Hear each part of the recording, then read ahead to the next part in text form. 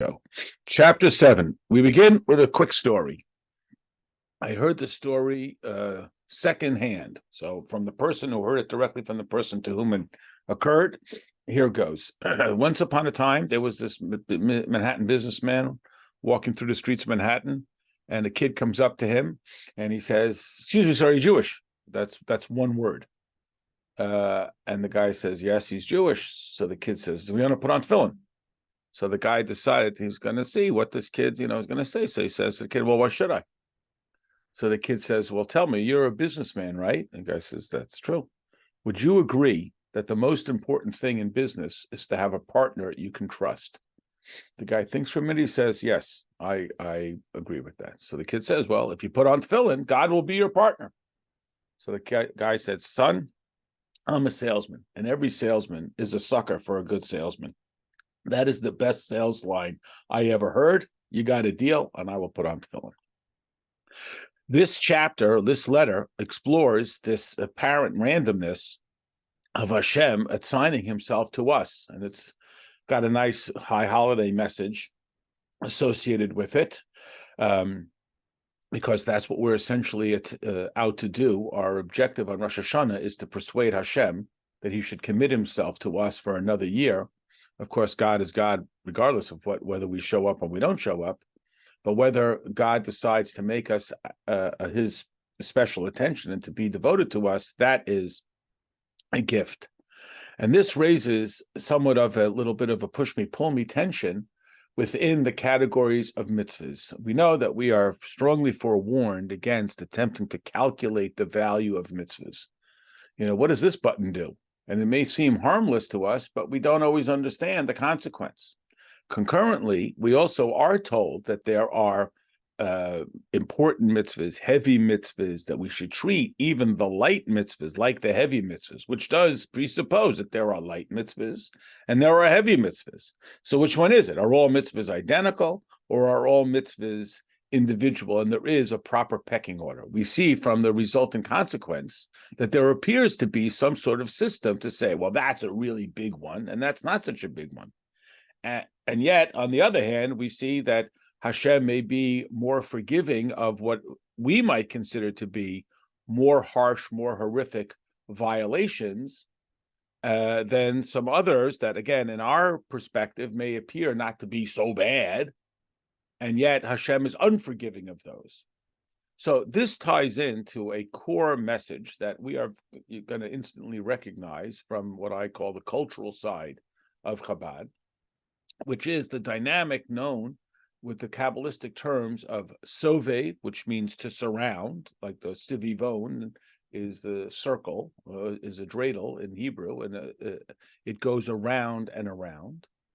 And mamale. Mamale is the very particular. Now, again, we can experience this humanly. If a person loves all their children, but they don't love them identically. This one likes bowling, and this one likes art, and this one likes mountain climbing. Well, too bad. I'm only making one stop, so you're all going bowling. But we don't treat them all identically, but we love them all the same. You don't love this one more than that one, but you love them each independently and differently.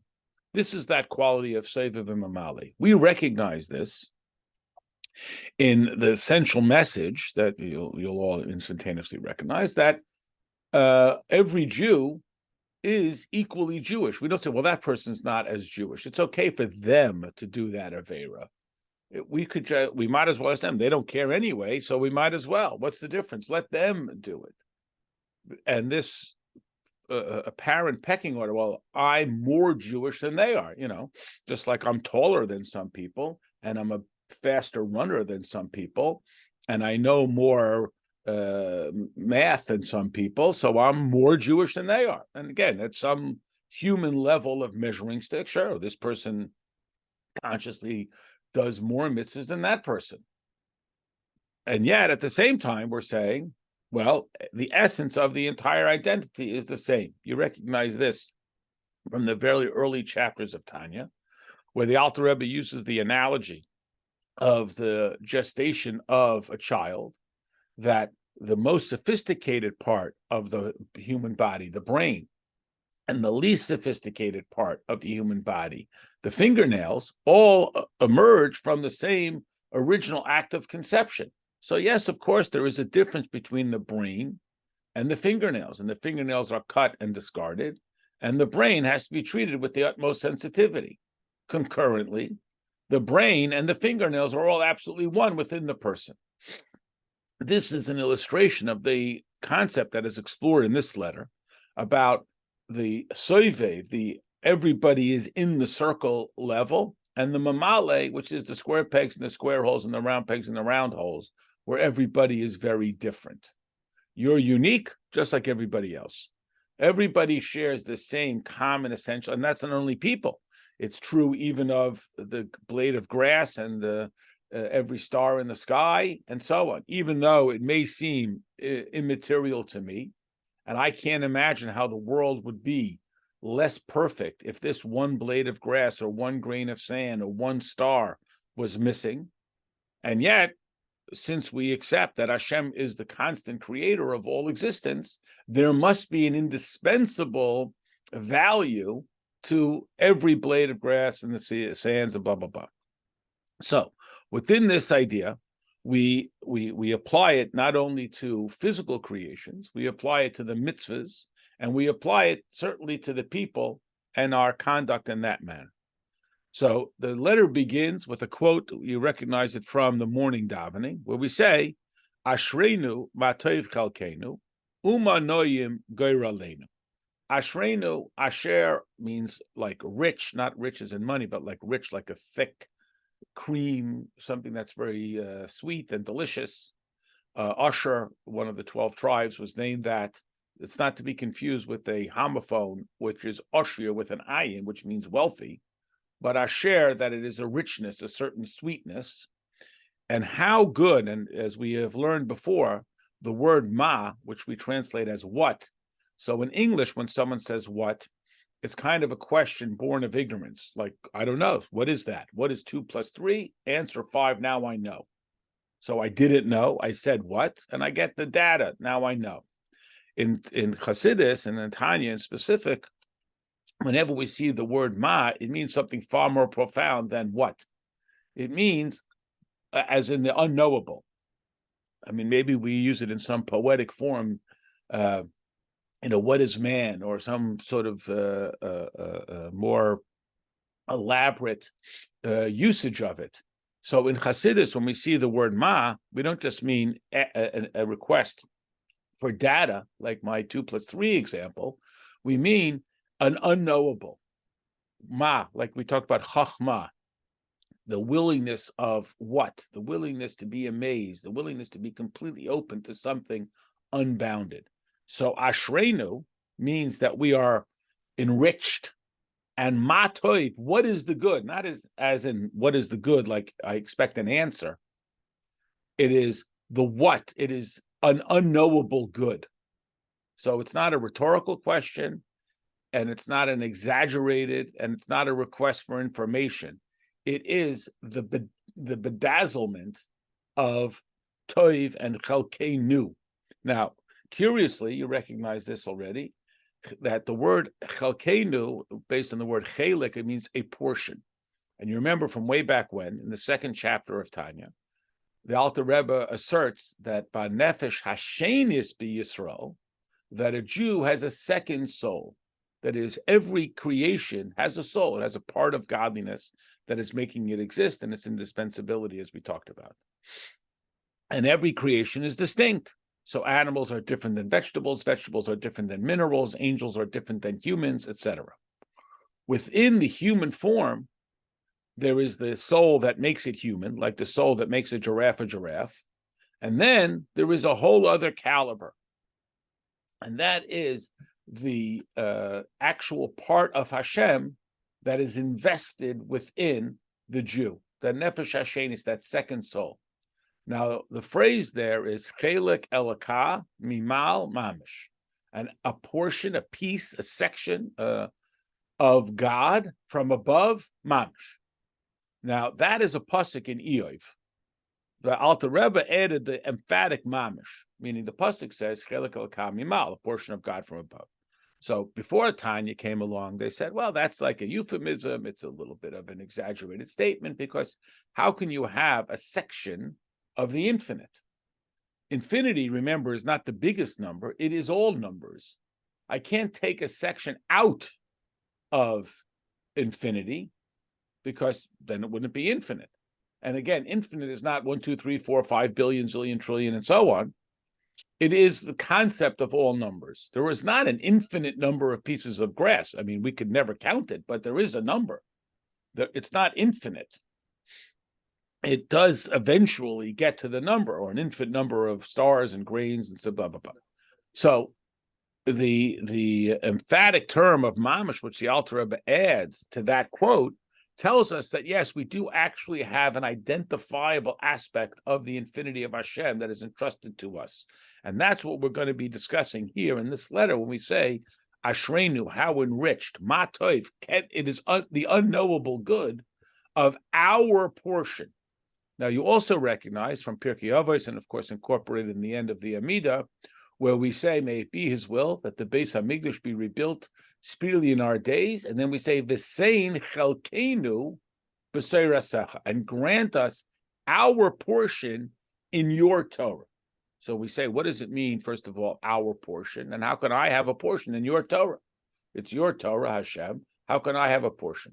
So we explain, what does it mean, our portion? That every Jew, maybe by extension every person, has their unique contribution to the understanding of Torah. Yes, even though Hashem gave all of Torah to Moshe Rabbeinu, but each one of us has the capacity to develop a different perspective, a different angle, a different insight, a different contribution. That's why, parenthetically, it's tied in to the request for the building of the Beis HaMikdash, even though our independent portion of the Torah is not linked to the Beis HaMikdash. So why are the two combined? So we explained, because what is it that prevents us from discovering our portion in your Torah? Is gullus. We're so busy with all the nonsense that we have to deal with that we don't have the headspace to sit down and just to study Torah and discover it. So Hashem will build a Beis HaMikdash. The nations will support us in our purpose. And then we will be free to study Torah. And when we're free to study Torah, we'll be able to develop it. But this is the idea that Hashem says, I entrust myself to you. I give myself to you. I grant myself to you. And you will have a portion in my Torah. And then we say, Uma, again, what, but not a request for information or how fantastic. Noyim. Now, Noim translates as beautiful. Again, some other word, like the name Noam or the female name Naomi is all based on this word. Naim means it's beautiful. In modern Hebrew, it's like nice to meet you. Naim ma'od, it's very nice to meet you. It's got a real artistry about it. Goyra leinu, which means our lot, like as in a lottery. The Hebrew word, like in Purim, we know that the word Purim is not Hebrew, and in the Megillah it says that he threw the poor how go rail. The translation is go rail, a lottery. However it is that it's chosen, ping pong balls, whatever it is, it's a lottery. It's random, meaning in contrast to Chalkeinu, which is more the tone of assigned, Garaleinu is random. It's randomly given. Hashem menas chelki. God is the portion that is given to me, my portion, very personalized. V'koisi, and my cup, that which is given to me. It is very personalized and individualized. Again, chalkeinu, gairaleinu, and although we say everything comes from Hashem, I mean, that's what we're saying here, that whatever I have is a gift from Hashem. But Chassidus emphasizes that it's Havaya, it's that level of godliness that supersedes order and process. Remember, Hashem creates the world with the term Elokim, opening line of Torah, Bereshis bara Elokim. Elokim creates the world. Elokim is the infinity of Hashem filtered through the rules and regulations of process. So order and repetition and predictability are Elokim, And Havaya is still within this world. It's not what we call Atzmis. It's not the very essence of Hashem. It has a more obviously godly characteristic in that it is not bounded by the predictable, the expected, the routine, etc. It is Havaya is past, present, and future all at the same time. So here, Hashem, that's the Havaya level, is our portion, which the Medrash describes that Chelki is, what is my portion, that we are fortunate that Hashem is our portion, versus something else. And as we've often talked about, we had it a little bit in the Parsha yesterday, that you got a choice. It's like that song, you got to serve somebody. You got a choice. You can serve Hashem, or you can serve the government, or pop culture, or your football team. It's going to go somewhere. There's got to be a passion that's going to be dictatorial to your existence, even if the person says, I just sit on the couch all day. So then they're in service of their most baseline animal instinct, like, God forbid, an animal in the zoo, which just sits there all day and does nothing. It's still beholden to something. So we are blessed that what are we beholden to? We're beholden to Hashem. Because if we're not beholden to Hashem, like Pirkei Avos says, if one thrusts off the yoke of heaven, they wind up incorporating the yoke of the ways of the world. But those are your choices. You can't be nothing. You can't, nobody tells me what to do is also a form that I'm in endless pursuit of nobody telling me what to do, whatever it is. Okay. Lahavin, so here the Alter Rebbe, these are all quotes. So far, the Alter Rebbe has listed quotes. So the Alter Rebbe asked the question, Lahavin Lashon Chalkeinu. So we have to understand, this is our mission. What is this term, Chalkeinu? Because again, Chelik means a section or a portion, like a piece of the pie. And in a world that is obsessed with zero-sum game, every piece I have is a piece out of your pocket, because there's a limited number, in contrast to the infinity of Hashem. As we know, if somebody creates something of beauty, it doesn't take away from somebody else. And infinite people can enjoy it. As we say, a candle for one person is a candle for 100 people. So how does the term chelik, which means a section, measurable and capturable, apply to the infinity of Hashem? Hashem is not divisible into sections.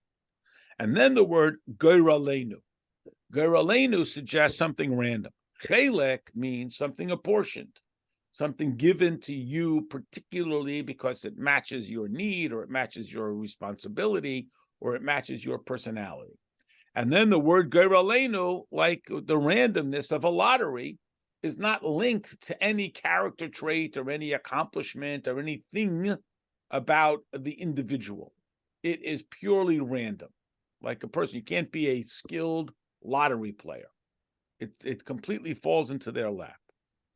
So that is our mission, to understand not just the definition of these words, but how both of them, which seem to be somewhat certainly different, if not mutually exclusive, can apply to the to each person and to the infinity of Hashem. So here we go. So now we're going to go into a term that we see often in the Talmud, which says, Ein lo chelik belakei Yisrael. Now, this literally translates as, he has no portion in the God of Israel. And again, it uses the word Elokei. That is the Elohim level, not the Havaya level. Now, this phrase, Ein lo chelik belakei Yisrael, as you can imagine, is not one that we're aspiring to. That's not a good one. You don't want that. That is a description of basically a bad person. He has so distanced himself from his responsibilities and his obligations. He has so detached himself from his communal responsibility, from his alignment with the infinity of Hashem, that he is branded as Ein lo chelik belakei Yisrael. And you'll note the word there that we're going to emphasize is chelik. Translation, he has no section, or portion is probably the way they translate it, but he has no piece, P-I-E-C-E, in the God of Israel. He has forfeited his relationship. And again, just for my commentary, this was the attitude, and maybe it still exists in certain circles. That guy, he's like a guy. I mean, he has completely abandoned his relationship with Hashem. He has got no regard. And again, everybody draws up the tolerance level. The old joke, anyone fatter than me is obese and thinner than me is anorexic. So wherever we draw the line, and there are statements in the Talmud that do draw a line. They talk about people who willfully violate Shabbos or other very specific illustrations or behaviors that are thus described as Ein lo chelik b'elokei Yisrael. He has no piece, again, P-I-E-C-E, no section, no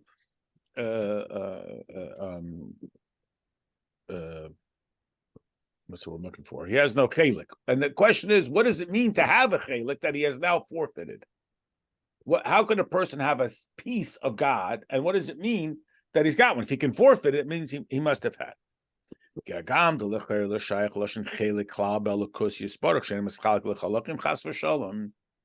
As we know, God is not everything, which would suggest that he's a combination of many things. And if he is, then you can lose things. If I have 1,000 marbles and you take away a marble, I have one less marble. That's a chelik. If you take away a marble, I have one less marble. That's a chelik that is diminished. But Hashem is not a combination of parts. He has no attributes. Hashem is the essential non-thing, no thing. We talk about it so many times. So what does it mean that he doesn't have, which suggests that otherwise he would have, a chelik? I mean, how can we punish a guy by branding him as saying he has no chelik in the God of Israel?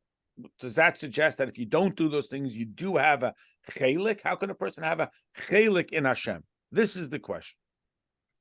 So here we go. And we have seen this many times. This is a very common style. You see there's a period, and then it has this like hard break. Here we go. Like now we're going into the answer. Ha'inyan, the point is to be found, Kamosha Kosav b'Yaakov, like it says by Yaakov Avinu, Vayikru lo Kel Elokei Yisrael. The answer is based on this phrase, Kel Elokei Yisrael. Now, it's hard to translate these with the nuance that the Chassidus attributes to them. You look this up in the Chumash, it says the God of Israel. Okay. Now, the word Kel, which is, as you see, the first two letters of Elokei, suggests that it is a far greater intensity.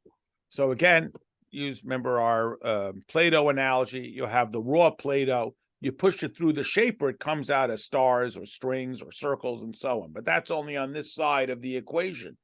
Or the more mature analogy is light that comes through colored glass. On this side of the glass, it's blue, yellow.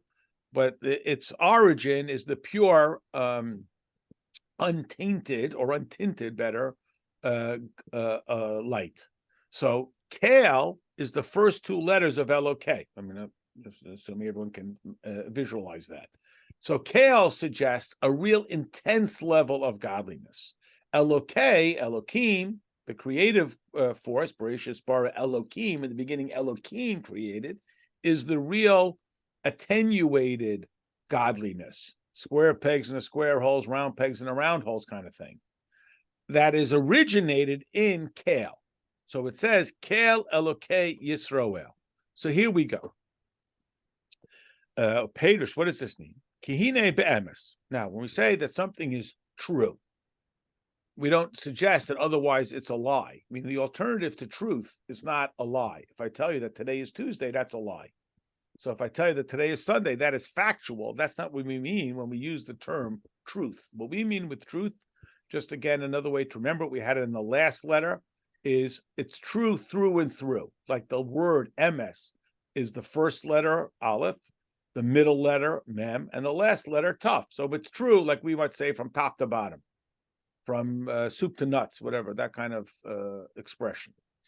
What we mean here with truth is that as we dig deeper and deeper, because, for example, just to use a simplistic one, When we say that water boils at 212 degrees, that's factual, but it's not truth, because if you're at a higher altitude, lower altitude, whatever the rules are of physics, it changes. It's not a lie. It's factual in context. MS in our context means it's true under all circumstances. It's not a circumstantial truth. It's true under all circumstances. Okay, so everyone understands what I mean. So what is that truth? HaKodesh Baruch Hu K'shmei Keinu. We're going to focus on this term, which is HaKodesh Baruch Hu. Now, we call that the Holy One, blessed be He, whatever that means. So we explained, Kadosh, you recognize, means distinct. On Friday night, we make Kiddush. We declare that it is a distinctive day. Baruch means linked, connected, bonded.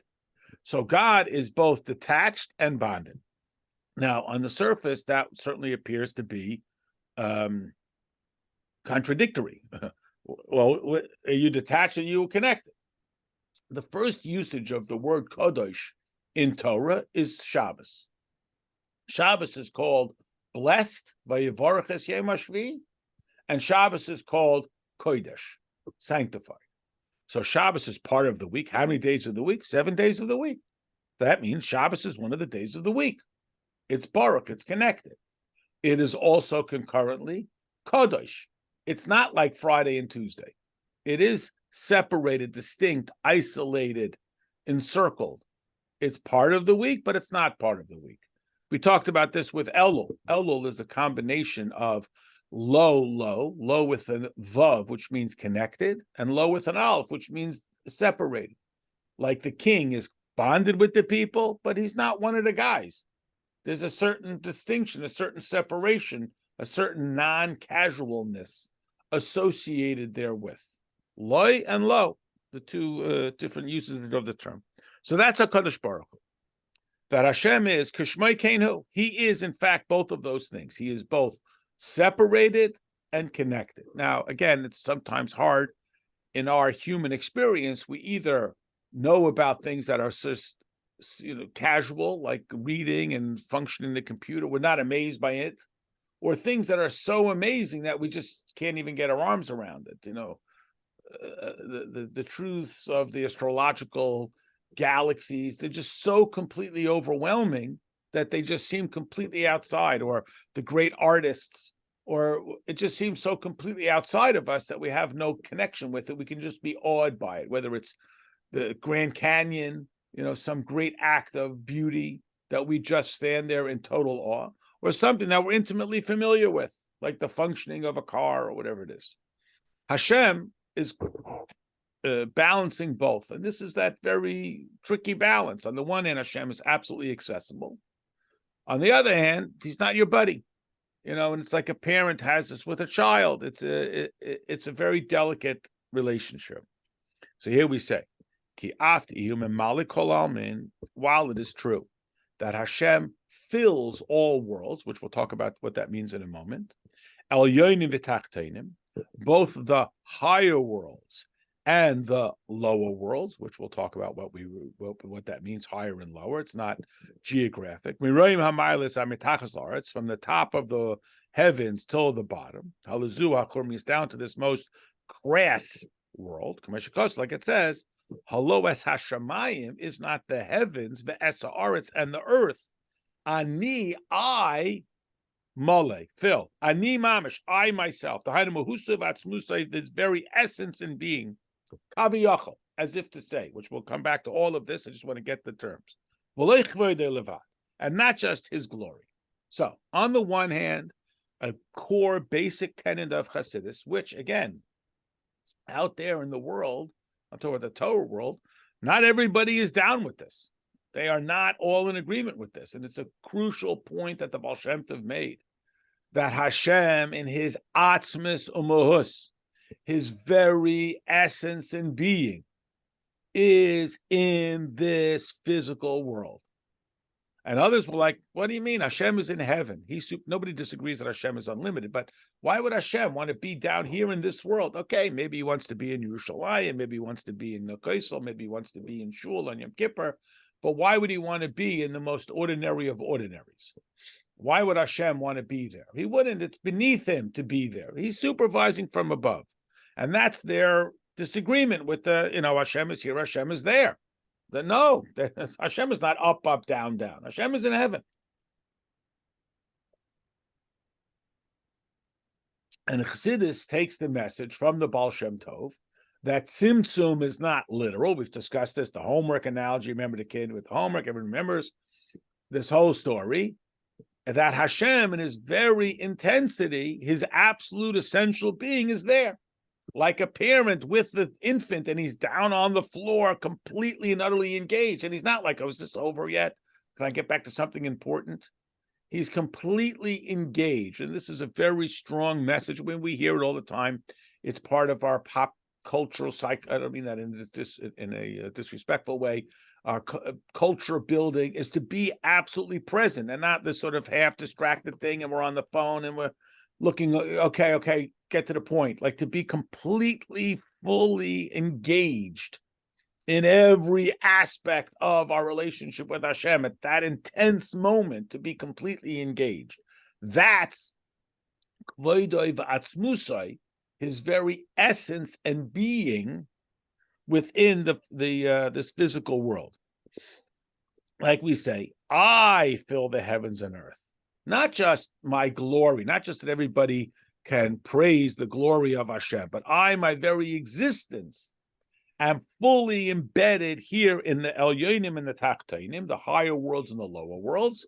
What this refers to is those circumstances that are higher, meaning more naturally aligned with godliness, conscious mitzvah observance, pick a circumstance, Yom Kippur, the Beis Hamikdash, whatever it is, where God is more naturally going to be comfortable, and the Tachtonim, even Tachtonim at a Chumrius. So the word Chumrius, which we mentioned here, like you recognize the word like a Chumrah, or Kal V'chomer, or a Chamor, which is a donkey, means that it is crass. Like we would say, stubborn as a mule. It won't give up its godliness.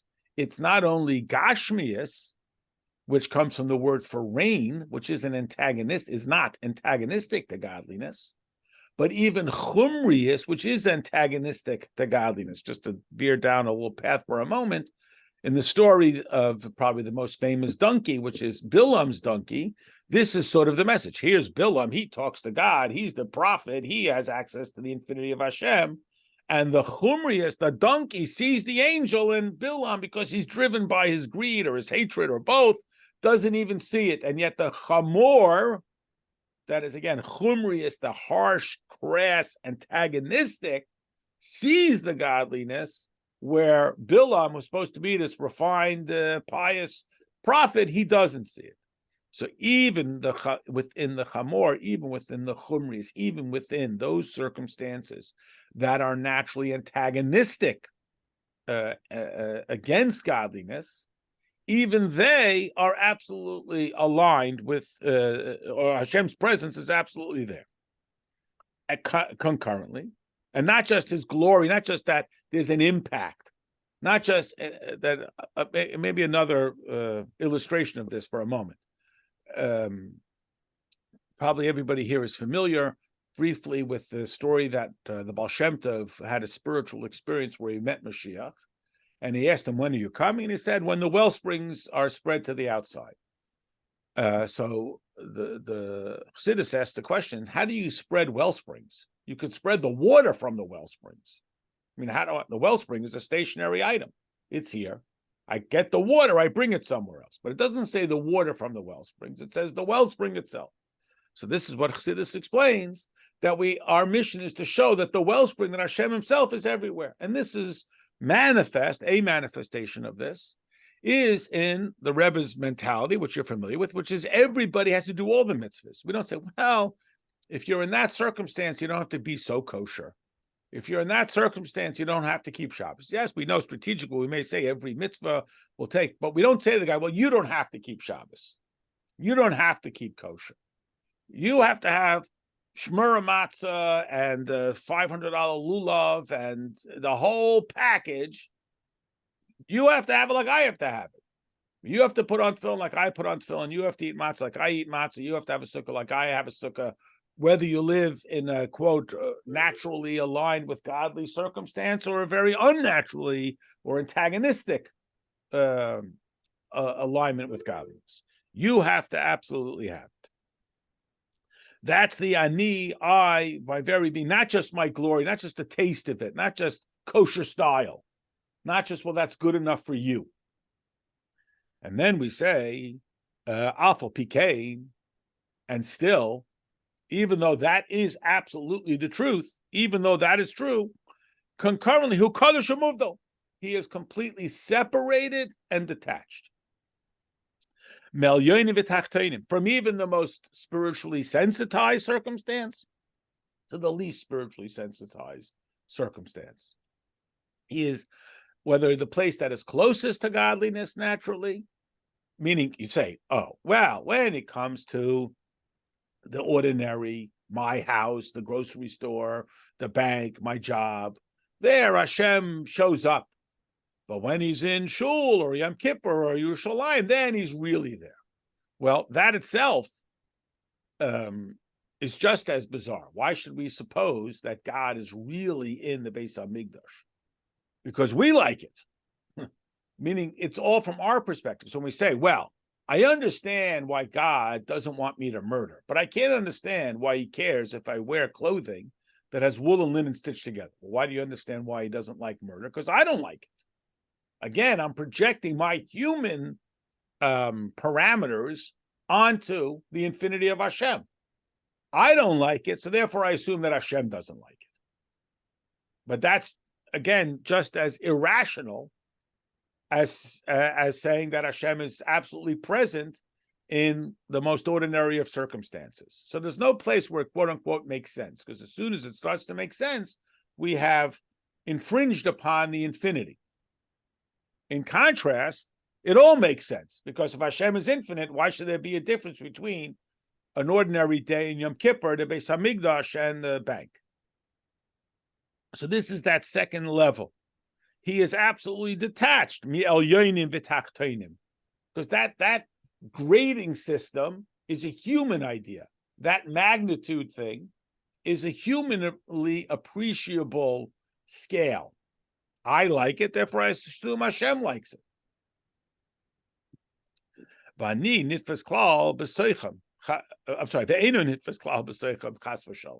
and God is not grasped.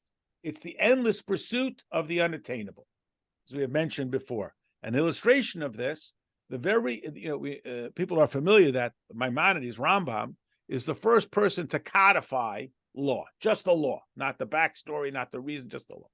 The very first law, book 1, page 1, the very first one, he says, it is a mitzvah to know God, not to believe in God. That's a separate discussion. To know, K-N-O-W, to know God. That is the foundation of everything. You got to start with that. That's the absolute baseline, elementary point. And the last law, when he talks about Mashiach, he says at that time, the world will be filled with the knowledge of God.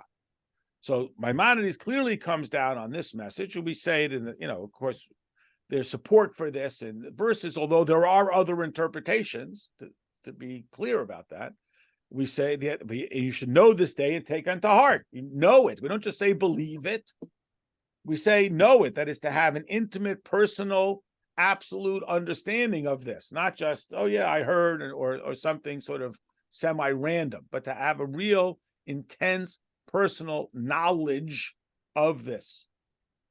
And at the same time, we say, well, you can't know God. God is unknowable. So it's the endless pursuit of the unattainable. You are constantly trying to know God, and yet you can never know God. You can know things about Hashem, but you can't know anything about Hashem. And the two, look, you think about, I'll give you an illustration that we're all becoming familiar with. AI can know what your kids want for dinner better than you do, but they don't know your kids. Right. They know what they like. They know what they want for their birthday. They know it's their birthday. They remind you it's their birthday. They tell you it's their birthday. They know more about you than you know about yourself, but they don't know you. They know things about you, but they can never know you. So our pursuit is to know God, And yet to always remember that you can never really know God. Yes, you can know, you can't, right, it's both. Well, that doesn't make any sense. Why do we presuppose that God is going to fit into Euclidean geometry? He was the geometry guy, right? And Newtonian physics and Western legal analysis or whatever it is. So you can know, but you can't, yes, no, and so, okay. Even like the common analogy of the body and the soul is not a good analogy. We do talk about how God fills the world like the soul fills the body. And then we sort of back up away from that. We say, well, it's not the same because Hashem in his essence is not affected by the world. I don't care what you do. I don't care. So you think I care? It's in the bar mitzvah mime. You know, the kids are saying it. Right? So they say, God says, if you do good, what do I care? Meaning, not what do I care? It's saying it doesn't change God in his essence. It's like a parent and a child. If the child stubs his toe, the parent is panicked, but it doesn't have the physical effect. It has a different level. But the body and the neshama are intertwined. So even the body neshama analogy is limited in the illustration of godliness. And again, the neshama is, of course, going to be tethered to the body, whereas Hashem is not tethered. There is no spatial identity to Hashem. So even the body-soul analogy is limited. So this, we know everything about Hashem. We can know so much. You can't know anything about Hashem. Well, which one is it? Right? It's both. It is absolutely both. He is HaKodesh, detached, and baruch, and connected. Loi, loi. He is yours and absolutely aligned with you, and yet unknowable. And for this reason,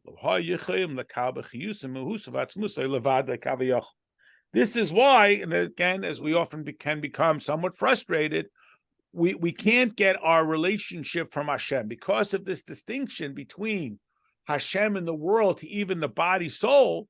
We understand why we can't be created by Havaya, by the full-on intensity of Hashem, why it has to be Bereshis Bara Elokim, that we have to be created like on this side of the colored glass, because the full-on intensity of Hashem will never allow for the world to have any sense of existence. When Hashem tells Moshe, you cannot see me and live, it's not like, well, if you see me, I'm going to kill you. Meaning, if you see me, you're no longer human, because humanity is defined by contrast. Yesterday, today, tomorrow. I am here in part because I'm not there. But Hashem doesn't have that. You know, a friend of mine, interesting guy, he says everything else you can see contrast, meaning if you forget about your dependence on oxygen, just go underwater. Then you remember how dependent you are on oxygen. We don't think about it, thank God. Person goes underwater, they remember. But you can't get outside of Hashem. So since you can't get outside of Hashem, you have no opportunity for contrast because you can't get outside of Hashem. So the Alter Rebbe continues and he says, Rak hispashtas achayis.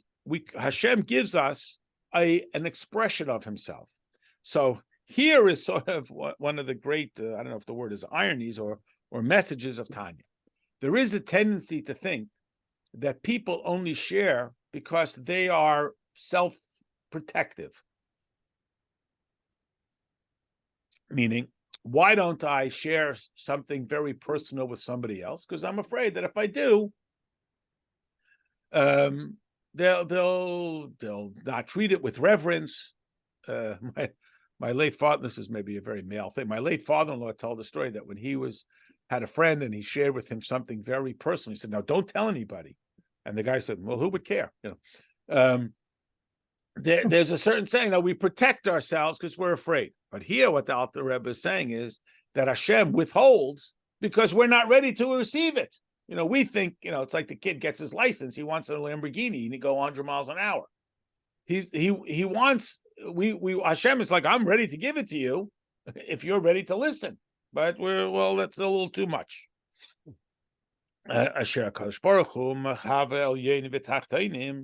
That Hashem is giving existence to both the upper worlds, and again, upper worlds meaning more obviously godly, and the lower worlds, the less obviously godly.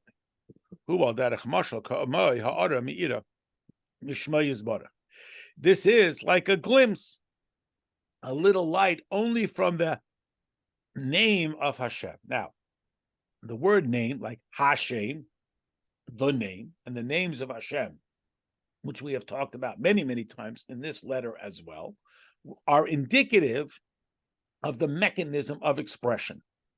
And they are contextual. Now, we do this all the time, meaning to your child, your parent, to the cashier, your customer, to the bus driver, your passenger, to the student, your teacher. So we all have these different names.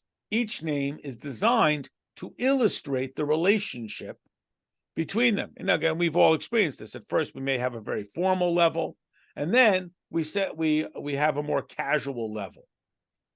Well, more casual is the wrong word. More intimate level. We think about this in your homes. How deeply do you allow someone in your house? So the guy knocks on the door selling encyclopedias. You may want him on the porch. He's your friend. Come in. You can go in the kitchen and help himself, make yourself at home. But certain aspects, whatever the master bedroom is off limits. That's not, because there's a certain detachment. There's a certain arm's distance. There's a certain separation that we're not allowing that person in so deeply. And it's calibrated based on the degree of reverence that the person has, because of the fear that as they become more personally engaged, they could become less reverent, which breaks down the entirety of the relationship. Like a person who makes themselves a little too comfortable in your house, who's a little too forward in their relationship. So this is what we are referring to when we talk about Shmoi Yisbarech, his name. The purpose of a name is for others. It's like a phone number. I don't need the phone number for myself. When I look in the mirror, I don't have a name. And if we do, we wind up becoming disappointed. I mean, when the person says, my identity is my profession, well, what happens when he retires? He loses his identity. So Hashem's name is Hashem's bid for connection with us. It is Hashem saying, this is how you can contact me. And when you do, you understand the parameters of that relationship. So this is what we mean when we say that it is a radiance from his name. The name being the indicator of the character and caliber of the relationship. Shehu u'shmo echad. Hashem and his name is one. His name is the light of the infinite. Not the infinite, but it's the light. And again, the metaphor of light being, it is an access point for us to have insight. Since it's Ein Sof, it's without end, right? Even though we have a separate discussion why we call it without end, call it without beginning, because there is a beginning point. Because we cannot get to that kind of depth. We can't get to that kind of depth in another person. But the world is only receptive to certain degrees. But it's only the light. So it allows for the creation, the Ein Sof, and a tolerable expression, the light. So again, unlike in human interaction, where a person might withhold expression for fear of the recipient not treating it with reverence, which could happen here as well, there's another characteristic here, that Hashem calibrates his expression to our capacity to accept it. If we don't have the capacity to accept it, it's not going to be to our benefit. We may be getting impatient, say we want more, more, more. And Hashem is like, it's not me, it's you. You hold the joystick to evoke my expression. And that's why it's his name. Because while a name is really essentially random, meaning there's so many people who have the same name. I mean, we all know this in Lubavitch. You say, you give an aliyah to a kid, Menachem Mendel, Ben Yosef Yitzchak, 7 guys get up. So on the one hand, the name is pretty insignificant. On the other hand, people's name is a very dear thing to them. We protect our name. We don't like it if our name is misused and so on. So it's got the metaphor of the name, or the analogy of the name, is very profound. It's something, on the one hand, very ordinary, as we know That's most of the names of Hashem, except the 4-letter name of Hashem, are also words, like in English, the Lord and the Lord of the Manor, Almighty, all-knowing. These are just words, and they could even be abused and used in descriptions of idolatry. But on the other hand, they're very personal and very expressive, like a person's name. And again, a mechanism for others to be connected with them. Like it says, Ki nizgav shemoi levadoi, we can only grasp his name. That is, we can only grasp what is given to us, what is expressed to us. Ragzivoi v'hoidoi al eretz v'shamayim v'goymer. Only a glimpse and a little bit of the glory, like the light. It's like being around it. Now, I mean, we definitely cherish this concept in Chabad. In other Hasidic communities, it's far more the focus than just the benefit, but just being around the holy person wears off on you. Just a quick illustration. We know that on the last day of Sukkot, we have a ceremony associated with the willow branch, the Hashanas. So we ask why the Hashana is the element in the lulav that has neither a fragrant aroma like the myrtle, and it doesn't come on a fruit tree like the lulav or certainly the esrog. So why does it get its own day? So amongst the many interpretations, one is, well, for a week it's been hanging around the esrog, so the esrog wears off on it. The smell of the esrog imprints itself. And the analogy being that you hang around holy people, it rubs off on you a little bit.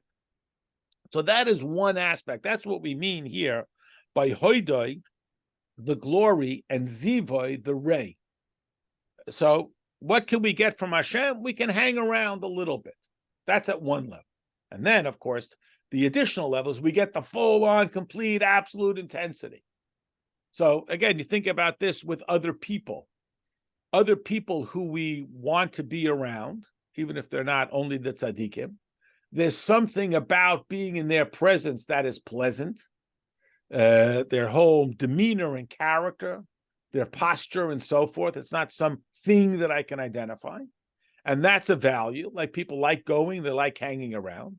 And then there is the close and meaningful intensity associated with the real, genuine connection.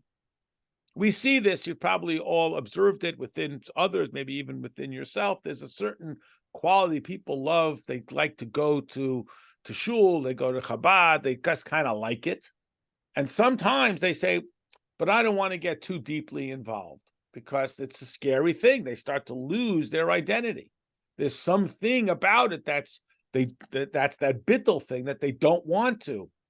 They want to stand out a little bit. They want to be a little bit off to the side, but they still kind of like it.